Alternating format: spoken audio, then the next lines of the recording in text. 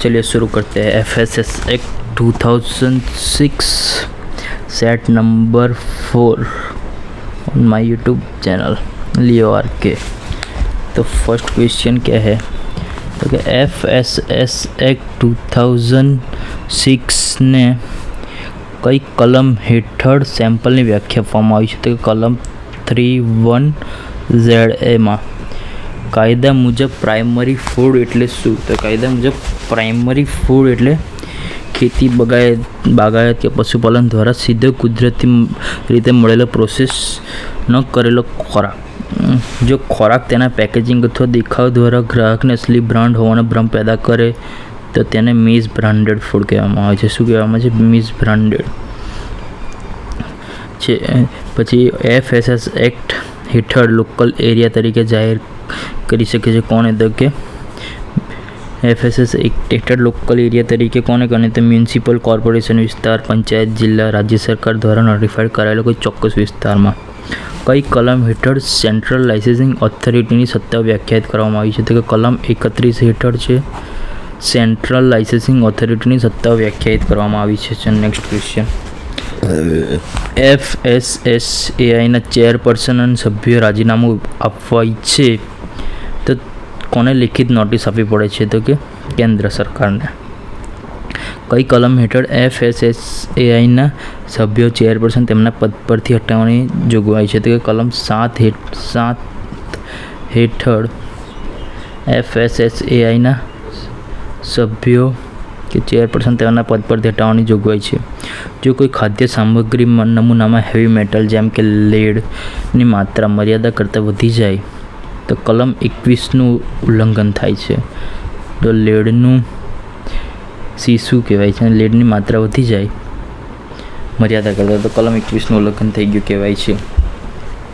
હવે FSSAIની કઈ સમિતિ ધોરણો નક્કી કરતી વખતે ગ્રાહકોના હિતોનું સીધું પ્રતિનિધિત્વ કરે છે? તો કે ગ્રાહકોના હિતોનું સીધું પ્રતિનિધિત્વ સેન્ટ્રલ એડવાઇઝ કમિટી કરે છે. પશુઓ માટે એન્ટીબાયોટિક્સ રેસિડ્યુઝ ખોરાકમાં ન આવે તે માટે કલમ 21 હેઠળ નિયંત્રિત થાય છે. કલમ 21નું ઉલ્લંઘન બી લેડની માત્રામાં બી થાય છે જો એની માત્રા મર્યાદા કરતાં વધી જાય તો. કલમ 21 બીજું શું છે? પશુઓ માટેના એન્ટીબાયોટિક રેસિડ્યુના ખોરાકમાં ન આવે તે માટેના ધોરણો બી છે. હવે નેક્સ્ટ, કઈ કલમ હેઠળ ખાદ્ય પદાર્થમાં એડિટિવ્સ અને પ્રોસેસિંગ એડ્સના ઉપયોગના નિયમો આપેલા છે? તો કલમ 19. કલમ 19માં ખાદ્ય પદાર્થોમાં શું એડિટિવ્સ અને પ્રોસેસિંગ એડ્સના ઉપયોગના નિયમો આપેલા છે. જો કોઈ સંસ્થા હોસ્પિટલ કે સ્કૂલ કેન્ટીનમાં મફત સબસિડીવાળો ખોરાક આપતી હોય તો તેને લાઇસન્સ લેવું પડે? તો કે હા, કાયદા મુજબ તે પણ ખાદ્ય વ્યવસાયનો ભાગ છે. FSSAIના ઓથોરિટીના રોજબરોજ વહીવટી કાનૂની દસ્તાવેજો પર સહી કરવાની સત્તા તો કે મુખ્ય કાર્યકારી અધિકારી CEOની છે. કઈ જોગવાઈ હેઠળ FSSAI આંતરરાષ્ટ્રીય સંસ્થાઓ સાથે મળીને ખાદ્ય સુરક્ષાના ડેટાનું આદાન પ્રદાન કરે છે? તો કે કલમ 16(2)F હેઠળ આંતરરાષ્ટ્રીય ઇન્ટરનેશનલ હોય છે બધી આંતરરાષ્ટ્રીય સંસ્થાઓ ભેગી મળીને ખાદ્ય સુરક્ષાના ડેટાનું આદાન પ્રદાન કરે છે. ભારતમાં વેચાતા મધમાં કયા પદાર્થની ભેળસેળ શોધવા માટે C4 સુગર ટેસ્ટ કરવામાં આવે છે? તો કે મધમાં ભેળસેળ શોધવા માટે કોર્ન સિરપ અથવા ખાંડની ચાસણી શોધવા માટે C4 સુગર ટેસ્ટ કરવામાં આવે છે.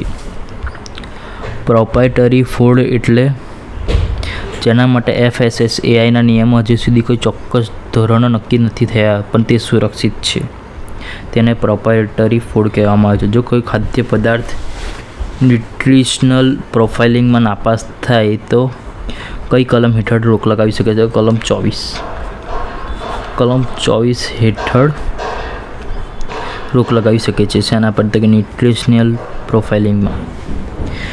કાયદાની કઈ કલમ મુજબ દરેક ખાદ્ય વ્યવસાયના માલિકે ગ્રાહકને વેચેલા માલનું બિલ અથવા કેશ મેમો આપવો જરૂરી છે?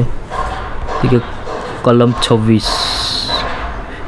26 હેઠળ દરેક ખાદ્ય વ્યવસાયના માલિકે ગ્રાહકને વેચેલા માલનું બિલ અથવા કેશ મેમો આપવો જરૂરી છે. ખાદ્ય પદાર્થોમાં રેડિયોધર્મી પદાર્થોની મર્યાદા કોની સલાહથી FSSAI નક્કી કરે છે?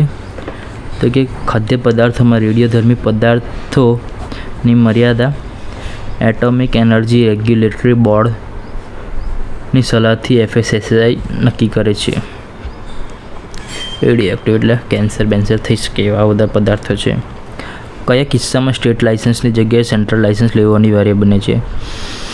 જ્યારે વ્યવસાય એક કરતાં વધુ રાજ્યમાં શાખાઓ ધરાવતો હોય, જ્યારે વાર્ષિક ટર્નઓવર 20 કરોડથી વધુ હોય, જ્યારે માલની આયાત નિકાસ કરવાની હોય છે ત્યારે. હવે અભી હમ ચાલુ કર રહે વિભાગ 2 પાર્ટ 2 નિરીક્ષણ, સીઝર અને લેબ પ્રક્રિયાઓ. FSS એક્ટમાં ખૂબ જ IMP છે આ બધું, એટલા માટે ચલિए શરૂ કરતે હૈ. FSSAI લીધેલા નમૂનાને કયા માધ્યમ દ્વારા લેબોરેટરી મોકલવામાં આવે છે? તો કે હવા ચુસ્ત સીલબંધ જે તે પદાર્થ બગડે નહીં અને તાપમાનવાળા સ્પેશિયલ કન્ટેનરમાં. અને સેમ્પલનું વિશ્લેષણ કરતી વખતે જો ફૂડ એનાલિસિસ્ટને વધારાનો સમય જરૂર પડે તો તેને કોની મંજૂરી લેવી પડે છે? તો કે જો સેમ્પલનું એનાલિસિસ કરીએ ત્યારે ફૂડ એનાલિસ્ટ વધારે સમય જરૂર પડે તો DO એટલે ડેઝિગ્નેટેડ ઓફિસર. કોઈ બી MCQ આવે આ શબ્દ તો હોય જ. આ કશું દેખાતું નહીં તો છેલ્લે આને ટીક કરીને આવી જવાનું. જો કોઈ વેપારીને તપાસ દરમિયાન ખોટા દસ્તાવેજો આપી ગેરમાર્ગે દોરે તો કે કલમ 61 હેઠળ સજા થાય છે. કલમ 61 શું કહે છે? તો કે કોઈ FSO ફૂડ સેફ્ટી ઓફિસરને તપાસ દરમિયાન ખોટા દસ્તાવેજ આપી દે તો ગેરમાર્ગે દોરે તો તેને કલમ 61 હેઠળ સજા થઈ શકે છે. કલમ 16(2)F હતું તે આંતરરાષ્ટ્રીય સાથે ભેગા મળીને ખાદ્ય સુરક્ષાના ડેટાનું આદાન પ્રદાન કરે છે. કલમ 19 તો કે ખાદ્ય પદાર્થોને એડિટિવ અને પ્રોસેસિંગ એડિટિવમાં મદદરૂપ થાય છે.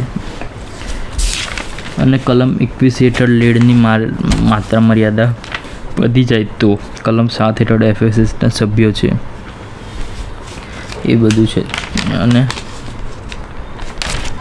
એ રીતે ચાલીએ આગળ ચાલુ કરીએ. ફેટી એસિડ પ્રોફાઇલ ટેસ્ટ સામાન્ય રીતે કયા ખાદ્ય પદાર્થની શુદ્ધતા ચકાસવા માટે થાય છે? તો કે ખાદ્ય તેલ અને ઘી.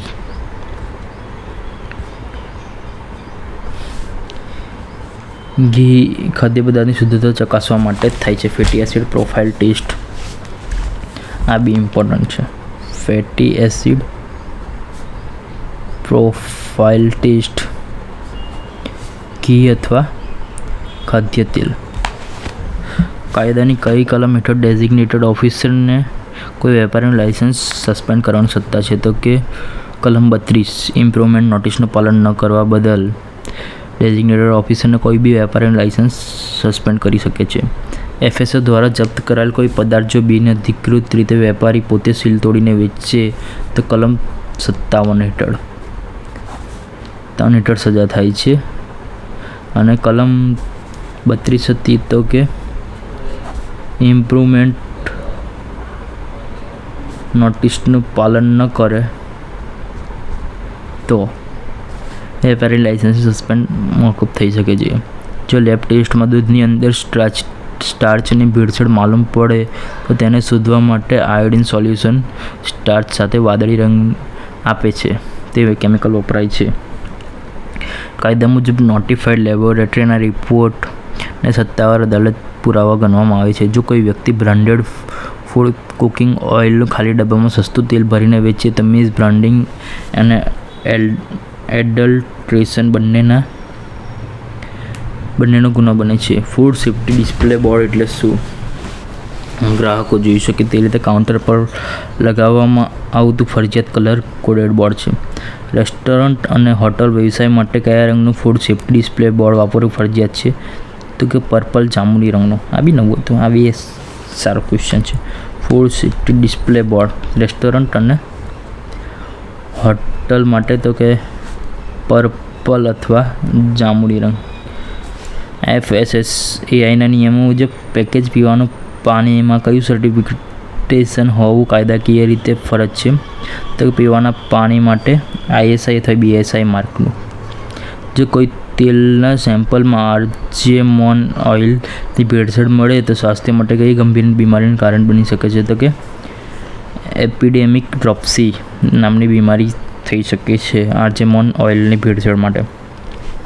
મસાલા જેમ કે હળદર, મેટિનલ યલો ડાયની ભેળસેળ તપાસવા માટે હાઇડ્રોક્લોરિક એસિડ ઉમેરતા તે ગુલાબી અથવા જાંબલી રંગ પકડે છે. હળદરમાં કેવું મેટિનલ યલો ડાયની ભેળસેળ તપાસવા માટે હોય તો HCl ટેસ્ટ ગુલાબી અથવા જાંબલી રંગ પકડે છે. કાયદા હેઠળ એપ્રુવ્ડ ફૂડ એનાલિસ્ટ બનવા માટે કેન્દ્ર સરકાર દ્વારા લેવાતી કઈ પરીક્ષા પાસ કરવી પડે છે? તો કે JEE અથવા ફૂડ એનાલિસ્ટ એક્ઝામિનેશન, જે તમે તૈયારી કરો છો તે. જો કોઈ આયાતી ખાદ્ય પદાર્થના કસ્ટમ પોર્ટ પર સેમ્પલ ફેલ થાય તો તે માલનું શું કરવામાં આવે છે? તો રીએક્સપોર્ટ કરવામાં આવે છે, ફરી મોકલી દેવા અથવા નાશ કરી દેવામાં આવે છે. કાયદા મુજબ ખાદ્ય પદાર્થમાં ઉમેરાતા કૃત્રિમ ગળપણ જેમ કે એસ્પાર્ટમના પેકેટ પર કઈ ચેતવણી લખવી ફરજિયાત છે? કે નોટ રિકમેન્ડેડ ફોર ચિલ્ડ્રન, એ લખવું જરૂરી છે. અને FSOએ લીધેલા સેમ્પલના પેકિંગ પર વેપારીની સહી લેવી કેમ જરૂરી છે? તો કે નમૂના તેની હાજરીમાં અને કાયદેસર લેવાય છે તેની સ્વીકૃતિ માટે. કાયદા મુજબ જો કોઈ લેબોરેટરી ખોટો બોગસ રિપોર્ટ આપે તો તેને માન્યતા રદ કોણ કરી શકે છે? તે FSSAI અને NABL.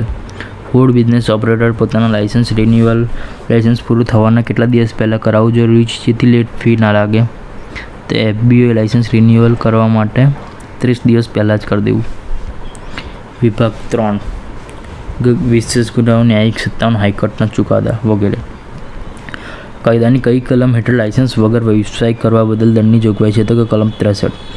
જો કોઈ વેપારી સબસ્ટાન્ડર્ડ ખોરાક વેચતા પકડાય અને કેસ સાબિત થાય તો એડજ્યુડિંગ ઓફિસરની કોર્ટમાં ન્યાયિક પ્રક્રિયા ચાલશે.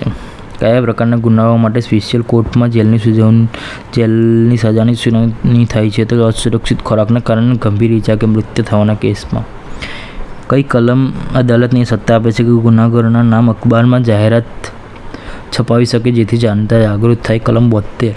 કલમ 72 છે ને સત્તા આપે છે હાઈકોર્ટ કે કોઈ બી કોર્ટને કે ગુનેગારોનું નામ તમે છપાવો પેપરમાં.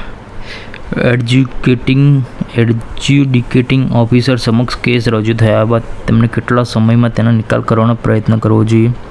90 દિવસની અંદર. જો કોઈ સરકારી વિભાગ ખાદ્ય કાયદાનો ભંગ કરે તો કાયદાની કલમ 67 મુજબ જે તે વિભાગના વડાને દોષિત ગણવામાં આવે છે. કાયદાની કલમ 68 હેઠળ ચાલતી દંડની પ્રક્રિયામાં પુરાવાના મૂલ્યાંકન માટે કયો સિદ્ધાંત અપનાવાય છે? સખત જવાબદારીનો સિદ્ધાંત અપનાવાય છે. જો કે કોઈ વ્યક્તિ FSSAI ઓથોરિટીના નામે નકલી આદેશ, નકલી ID કાર્ડ બનાવીને ઉઘરાણી કરે તો IPC અને કલમ 61 હેઠળ ફ્રોડનો ગુનો બને છે. અને કોઈ કેસમાં ફૂડ સેફ્ટી કમિશનર પ્રોસિક્યુશન માટેની મંજૂરી આપતા પહેલાં વેપારીને કઈ તક આપે છે? તો કારણ દર્શાવવાનું નોટિસ અને સાંભળવાની તક આપે છે. ફૂડ સેફ્ટી એપેલેટ ટ્રિબ્યુનલ પોતાની ન્યાયિક પ્રક્રિયા ચલાવતી વખતે કયા કાયદાના નિયમોનું પાલન કરવા બંધાયેલી છે? તો કે સિવિલ પ્રોસિજર કોડ 1908 અને કુદરતી ન્યાયના સિદ્ધાંતો.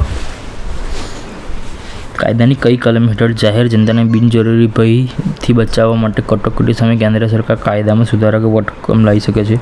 તો કલમ 91 હેઠળ જાહેર જનતાને બિનજરૂરી ભયથી બચાવવા માટે કેન્દ્ર સરકાર કાયદામાં સુધારા કે વટહુકમ લાવી શકે છે.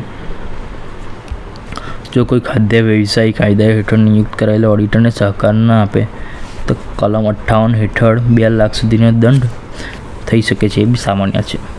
FSS એક્ટ 2006ના પ્રકરણ 12માં કઈ બાબતોનો સમાવેશ થાય છે? પ્રક્રિયાના જોગવાઈઓ. અને કઈ કલમ હેઠળ જોગવાઈ છે કે આ કાયદા હેઠળ વસૂલવામાં આવેલા તમામ આર્થિક દંડ તો રાજ્ય સરકારના ખાતામાં જમા થાય છે? તો કે કલમ 83 હેઠળ તમામ આર્થિક દંડ FSSAIના અથવા રાજ્ય સરકારના ખાતામાં જમા થશે. જો કોઈ ઉપભોક્તા હોટલના ખોરાકથી બીમાર પડે અને કેસ દાખલ કરે તો વળતર નક્કી કરતી વખતે કોર્ટ ગ્રાહકને થયેલા શારીરિક, માનસિક નુકસાન અને સારવારના ખર્ચનું બાબતો ધ્યાનમાં લેશે. ફૂડ સેફ્ટી સ્ટાન્ડર્ડ AI દ્વારા ઇસ્યુ કરાયેલા સેન્ટ્રલ લાઇસન્સની મહત્તમ સમય મર્યાદા એકવારમાં 5 વર્ષ સુધીની હોઈ શકે છે. Clean street food hub certificate FSSA દ્વારા જે સ્ટ્રીટ ફૂડ માર્કેટ ખાઉધરી ગલીમાં તમામ લારીઓ સંપૂર્ણ હાઇજીન ખાદ્ય સુરક્ષાના નિયમો પાળતી હોય તેને આપવામાં આવે છે. નમૂના લીધા પછી FSOએ ફૂડ એનાલિસ્ટને કેટલા દિવસમાં તે નમૂનાની તપાસ માટે મોકલી આપવા પડે છે. આગામી કામકાજ દિવસ સુધીમાં. કાયદાની કઈ કલમ હેઠળ નિયમો અને વિનિયમો સમક્ષ રજૂ કરવા ફરજિયાત છે? કલમ 93 હેઠળ નિયમો અને વિનિયમો સમક્ષ રજૂ કરવા જોઈએ. ભેળસેળ મુક્ત ભારત અભિયાન અંતર્ગત ગ્રાહકો ઘરે બેઠા દૂધ મસાલાની શુદ્ધતા ચકાસી શકે તે માટે FSSAIએ ડિટેક્ટ અડલ્ટ્રેશન વિથ રેપિડ ટેસ્ટ નામની બુક બહાર પાડી છે. તો આ સાથે જ ખૂબ જ મોસ્ટ MCQ 60 તમારા એક્ઝામમાં પૂછાશે જ. આ સાથે જ આ એપિસોડ પૂરો થઈ રહ્યો છે. મળते हैं नेक्स्ट एपिसोड में. जय हिंद, जय भारत.